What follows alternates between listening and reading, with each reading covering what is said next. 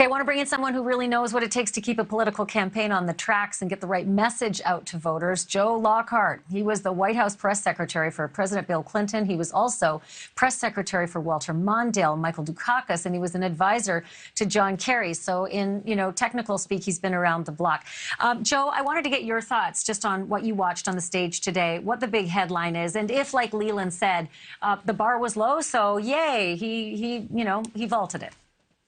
Yeah, listen, I don't think that expectations are important in the beginning, but then the performance matters. And what really matters is what people are talking about tomorrow, what the headlines in the local papers are.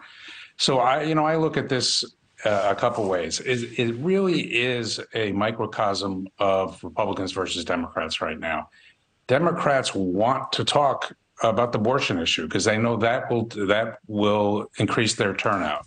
Republicans want to talk about things like inflation, Biden, crime, those things. So I think both sides were able to articulate those things.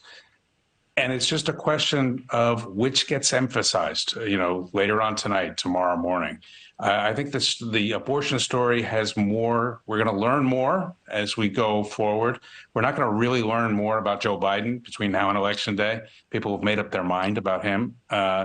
So I expect that the Walker camp is glad that it's over and he didn't embarrass himself. And I think Democrats will be glad that they sent a very strong message that you better turn out. So that's what the people who run these campaigns and the people who are, steeped in this stuff every single day will be saying. But what about just average people out there who maybe haven't seen a whole bunch of news every single day on this, but they might have watched this debate or they might see the news on the headlines of this debate? What will be the headline for everybody who consumes all papers and maybe newscasts like this, which are unbiased? Yeah, listen, I think it was pretty clear. I think Walker was clear that he's not Joe Biden and he's running against Joe Biden, and Warnock is just someone who's standing next to him. And I think Warnock was also clear that Walker is out of touch and not prepared or suited for the Senate. I think you were right earlier when you talked about media bias. This, if I had a place to go this weekend to check with people, it would be at church.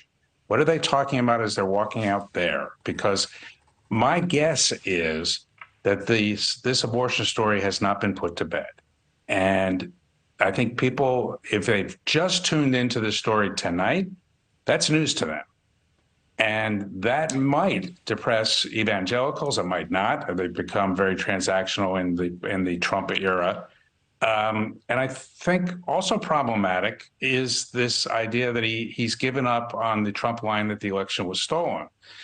It's an open question whether that hurts him with Trump loyalists, but helps him with independents. It's really hard to know. I think this election is impossible to know because you don't know who's angrier right now: women about Roe v. Wade, or very conservative people about what Joe Biden's doing.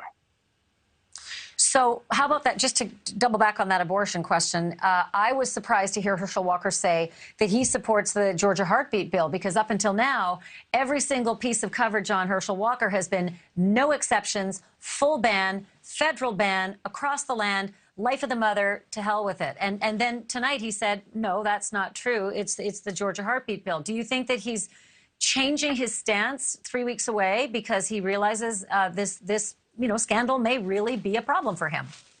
Well, I think that's the most specific piece of evidence that they know that this is hurting them, because he has not supported that bill. He's taken the hardline Republican line on no exceptions. And I expect you'll see some ads in the next 2 weeks showing his comments before and, undermining these comments here. So I do think that's evidence that they had a strategy to try to neutralize this and make him seem more in the mainstream, to attract independent voters. I don't really think it works, particularly with the series of things he said that turn out to be not quite true. The whole thing about law enforcement, which at the end of the day doesn't matter. But if your opponent's saying you just make things up for political expediency and you keep having these examples, then it does matter. Yeah. Joe Lockhart, it's good to see you again. Really appreciate this. Thanks so much. Thank you for watching. Go to newsnationnow.com to find NewsNation on your television provider. And don't forget to click the red subscribe button below to get more of NewsNation's fact-driven, unbiased coverage.